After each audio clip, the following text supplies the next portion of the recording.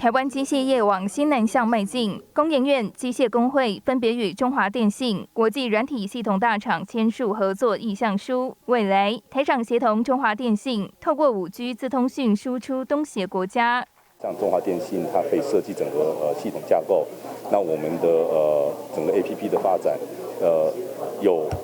当地的厂商的一些问题，我们来替他解决。那另外一方面，从我们这边也可以学习。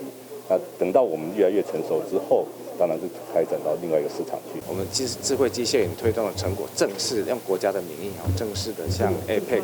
国际组织来做提案，在 APEC 国际的组织里面立案成功，而且他们是真正的拨付经费来协助，来希望可以把我们这些很好的这些成果，可以向其他的 APEC 的国家进行推广。取消3。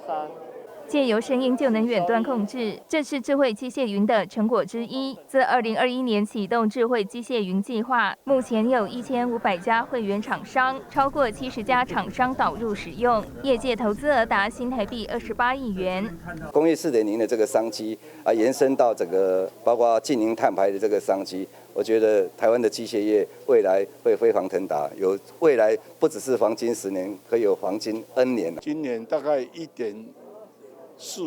兆，我相信这个利用这个商机，我们很快可以达到突破2兆。另外，对于巨大船延票砍单，魏灿文表示，工业局也致电关心机械业是否因景气不佳遭银行收回融资。对此，魏灿文强调，虽然9月开始有一些衰退，但今年总产值仍有望成长10%，预计明年第2季迎接春燕到来。新唐人亚太电视曾一豪、李晶晶，台湾台北报道。